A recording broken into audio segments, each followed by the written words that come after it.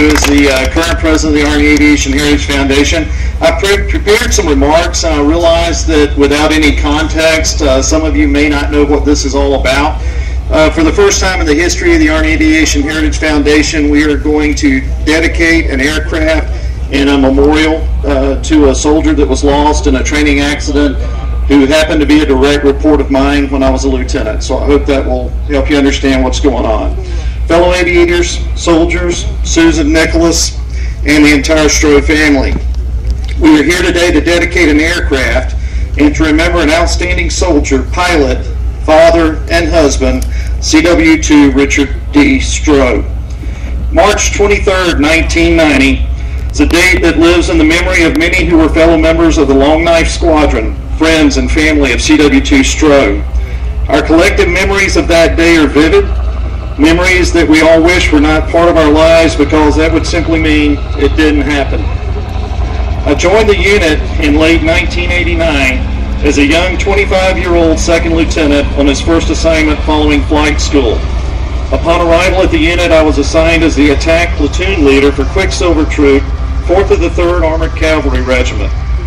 Looking back on it now, I realize that I was a young man that had been handed an incredible amount of responsibility, not any different from any lieutenant newly assigned to an operational unit in the United States military. In my case, I was very fortunate to have a great group of tenured as well as new warrant officers, non-commissioned officers, and enlisted personnel. One of the warrant officers, CW2 Stroh, served as the Aviation Life Support Equipment ALSI officer and happened to be married to a captain who was in command at that time. Soon after arrival, Rick and his wife, Captain Susan Stroh, invited my wife and I to their home for dinner. This became a frequent event, and we enjoyed spending time with them and their 2-year-old son, Nicholas.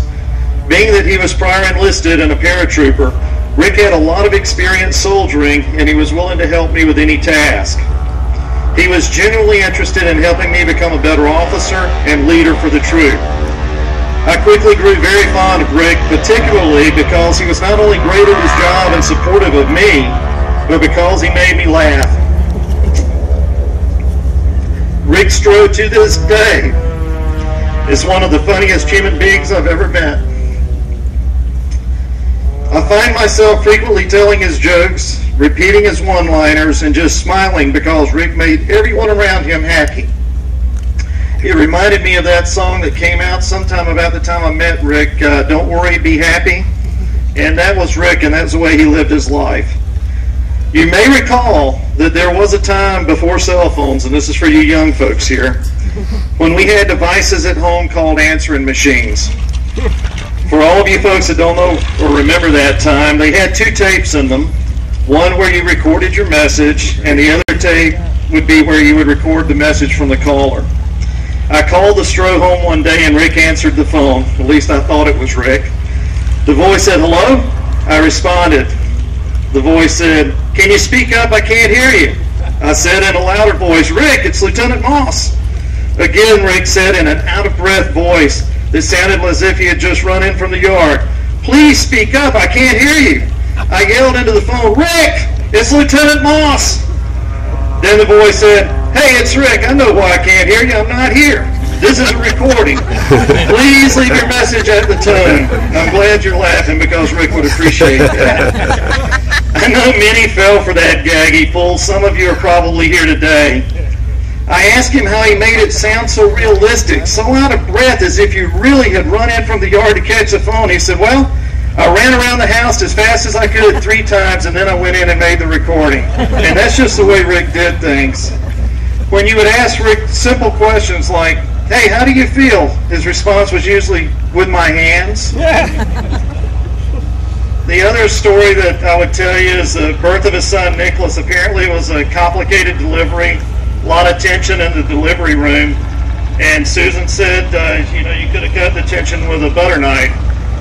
But Rick was always in his mode of adding levity to situations. And when Nicholas's head emerged, Rick said, "It's a boy, I knew it." And the doctor making the delivery said, "How could you possibly know that? All we can see is his head." He said, "I can tell by the way he parts his hair." And sure enough, when the rest of the child arrived, it was Nicholas. On the day of the accident, I had been on leave the week prior, and as we waited our turns at the controls to fly the gunnery tables, we sat around a tent telling jokes. I told a new joke that I had recently heard. Rick laughed out loud with the punchline, then it dawned on me. Rick was the source of my new joke. I looked at him and I said, Rick, didn't you tell me that joke? His response was short. He said, yes, sir, I did, but it's still funny even when you tell it. Those were the last words I remember Rick ever saying to me. That day and its events were a defining moment in my life, and I quickly realized that as the leaders of men, we have responsibilities that surpass any I ever imagined or trained for. Since that day, I've done everything humanly possible to keep the memory of Rick Stroh alive. The dedication of this aircraft, Legacy 998, today by the Army Aviation Heritage Foundation in the memory of CW2 Richard D. Stroh is right and is proper. Although many pilots were lost while piloting the Cobra in combat and during other events, Rick was the only AH-1 Cobra pilot lost by the 4th of the 3rd ACR from its inception to today. The Army Aviation Heritage Foundation would also like to make a presentation to Rick and Susan Stroh's son, Nicholas. Nicholas, would you come up?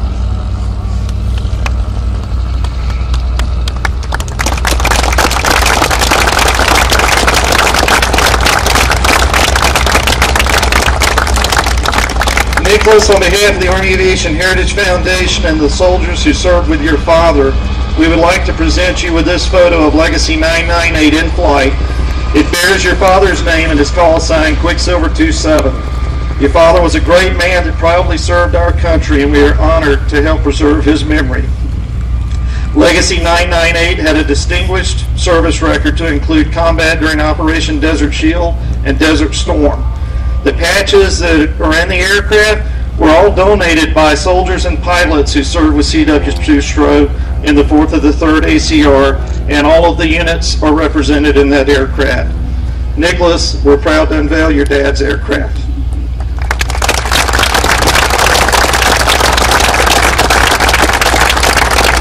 Susan, would you come up? So, folks in the Stroh family, would you mind standing? Rick's brother and his sister, aunts, uncles, cousins, his wife, Susan, and obviously their son, Nicholas.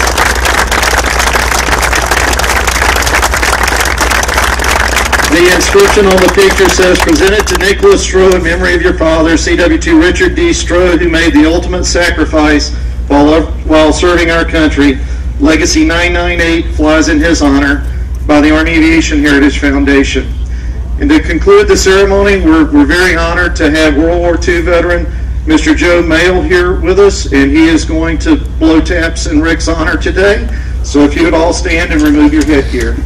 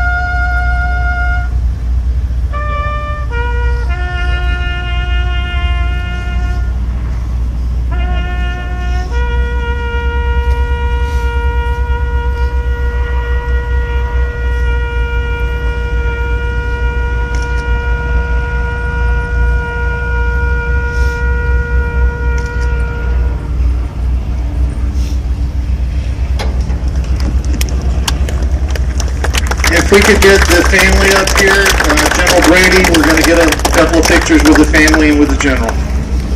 Thank you all for attending. That concludes this event.